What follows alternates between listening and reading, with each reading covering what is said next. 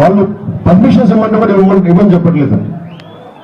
పనులు సిద్ధమైపోయినాయి అంటే వీళ్ళు కూర్చొని వీళ్ళు ఇక్కడికి వెళ్ళి వీళ్ళు ఉన్నారు ఎంపీడీఓలుగా, వీళ్ళు ఎంపీపీగా ఉన్నారు కాబట్టి వాళ్ళు పర్మిషన్ ఇవ్వట్లేదు అంటే ఒకటే చెప్పాం, 14 రోజులు సమయం ఇస్తాం. 14 రోజుల తర్వాత కలెక్టర్ గారు can over right that rule. మీరు ఎంపీపీలు అని చెప్పి మీ చేతుల్లో ఉందని అధికారం అనుకోవడానికి లేదు. అభివృద్ధికి మీరు ఎన్ని అడ్డగోడలు కట్టినా బద్దలు పట్టుకుని ముందుకెళ్లే శక్తి సమర్థత మా దగ్గర ఉన్నారు. ఏదైనా బేసిక్ అడ్మినిస్ట్రేటివ్ ఇబ్బందులు కనుక కలగ చేస్తే దాని చర్యలు మళ్ళీ వేరే విధంగా ఉంటాయి.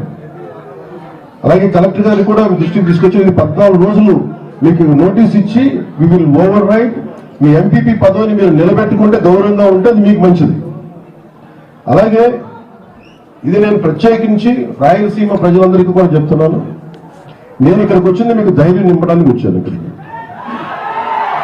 భయపడుతూ ఉండే కొద్దీ భయం పెరుగుతుంది తప్ప భయం తగ్గదు. ఇక్కడున్న ప్రభుత్వ అధికారులు కానీ రాష్ట్రంలో ఉన్న 640 ఎంపీడీఓల మీద కానీ ఒక్కరు చెయ్యేసినా, ఒక్కడంటే ఒక్కడు చెయ్యేసినా ఏ మాత్రం సహించో ఏ మాత్రం ఊరుకో. గుర్తుపెట్టుకోండి. మీకు ఎలా ఉంటుందండి చెప్తున్నాను, ఇళ్లలోంచి బయటికి లాక్కొచ్చి జైల్లో పెడతాం. గుర్తుపెట్టుకోండి. ఇళ్లలోంచి లాక్కొస్తాం.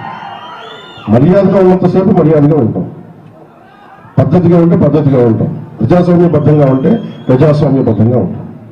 స్థాయి దాటి మీకు కొమ్ములు వచ్చినాయి, మీరు ఇక్కడ కూర్చోబెట్టి మీరు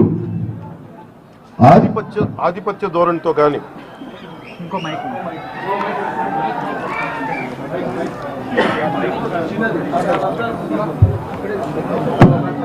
మీరు కనుక